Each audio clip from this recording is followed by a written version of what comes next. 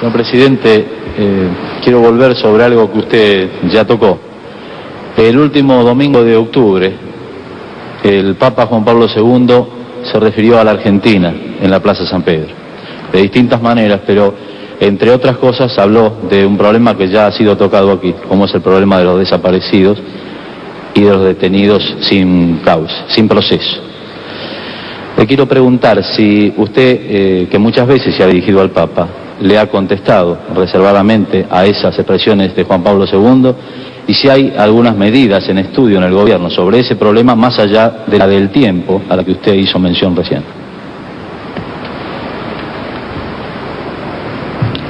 Por de pronto el Papa, cuando habla en esa circunstancia, habla al mundo, no le habló a la Argentina. Y habla en su condición de pastor. Y habla ejerciendo, más que un derecho, una obligación que tiene, por ser cabeza de una iglesia que hace del amor el eje en el cual gira su creencia, que es justamente el amor al prójimo, fundado en la dignidad del hombre. No tiene otra forma más que decir que hay que preservar la dignidad del hombre. De no haberlo dicho, en esa u otra circunstancia, yo diría que hasta falta su deber de Estado. Y esa advertencia del Papa, en su condición de pastor, de instar a la dignidad del hombre, no está ajena a nuestro sentir. Porque justamente para defender la libertad y la dignidad del hombre, la Argentina tuvo que enfrentar este tremendo problema de una guerra en la que pagó precio de sangre. Una guerra que no quisimos, que no declaramos, que nos fue impuesta. Y la Argentina, repito, los argentinos no tenemos nada que ocultar, ni nada que avergonzarnos en ese sentido, porque justamente eso ocurrió en defensa de los derechos humanos del pueblo argentino, gravemente amenazados por una agresión del terrorismo subversivo que pretendía cambiar nuestro sistema de vida, de un sistema de vida inspirado justamente en una visión cristiana del mundo y del hombre, en la que el hombre pueda realizarse en plenitud, con libertad y con dignidad. Eso nos quería ser quitado. Y para evitar que nos lo quitaran, luchamos y pagamos sangre por los mismos derechos humanos que el Papa reclama. Entonces, primero, no estaba en mí, ni era necesario que yo hiciera ningún tipo de contestación. Porque a quien habló para el mundo, en cuyo contexto estamos colocados y participando en los mismos ideales, como gobernante no tenía nada que decir, porque adhiero a eso. Y como católico, mucho menos, porque no es más que ratificar lo que yo como católico también pienso.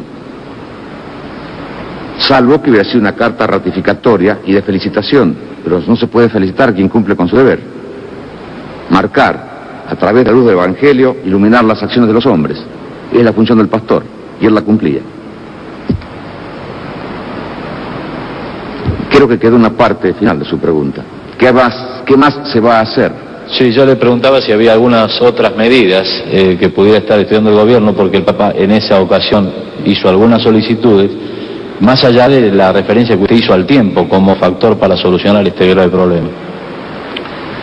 Sí, señor, y con una visión así cristiana de los derechos humanos, el de la vida es fundamental, el de la libertad es importante, también los del trabajo, de la familia, de la vivienda, etcétera, etcétera, etcétera.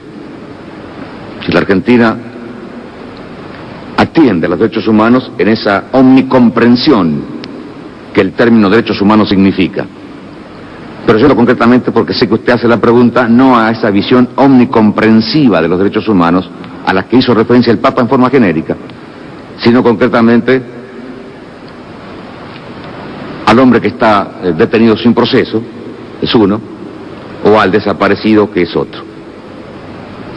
Frente al desaparecido, en tanto esté como tal, es una incógnita el desaparecido. Si el hombre apareciera, bueno, tendrá un tratamiento X. Y si la desaparición se convirtiera en certeza de su fallecimiento, tiene un tratamiento Z. pero mientras sea desaparecido no puede tener ningún tratamiento especial. Es una incógnita, es un desaparecido.